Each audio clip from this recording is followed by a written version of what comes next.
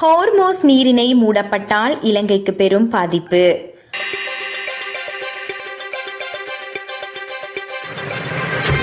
Hormuz நீரிணை முடக்கப்படுவதன் காரணமாக உணவுப் பொருட்களின் விலை உயர்வடைந்து அதன் மூலம் அதிகம் பாதிக்கப்படக்கூடிய நாடுகளின் பட்டியலில் இலங்கை 2ஆம் இடத்தை பிடித்துள்ளதாக ஆய்வு அறிக்கை ஒன்று வெளிப்படுத்தியுள்ளது.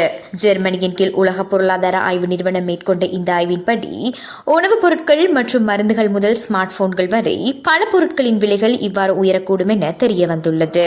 இந்த ஆய்வின் அடிப்படையில் உணவுப் பொருட்களின் விலை உயர்வால் மோசமாக பாதிக்கப்படக்கூடிய நாடுகளில் இலங்கை 2ஆம் இடத்தில் உள்ளது.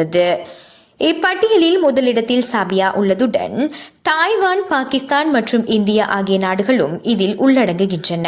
எரிபொருள், எரிவாயு உள்ளிட்ட எரிசக்தி மற்றும் உரங்களை இறக்குமதி செய்யும் அபிவிருத்தி அடைந்து வரும் நாடுகள் இந்த உணவு விலை உயர்வால் கடுமையாக பாதிக்கப்படும் என அந்த அறிக்கையில் சுட்டிக்காட்டப்பட்டுள்ளது. ஹோர்மோஸ் நீரிணை மீண்டும் முழுமையாக திறக்கப்பட்டாலும் உணவு பாதுகாப்புக்கு ஏற்பட்டுள்ள பாதிப்பு நீண்ட காலம் நீடிக்கும் என ஆய்வாளர்கள் எதிர்வு கூறியுள்ளனர். இந்நீரிணை முழுமையாக மூடப்படுவதால் உலகளவில் கோதுமை மாவின் விலை 4.2%, பழங்கள் மற்றும் காய்கறிகளின் விலை 5.2% உயரக்கூடும் எனவும் கண்டறியப்பட்டுள்ளது.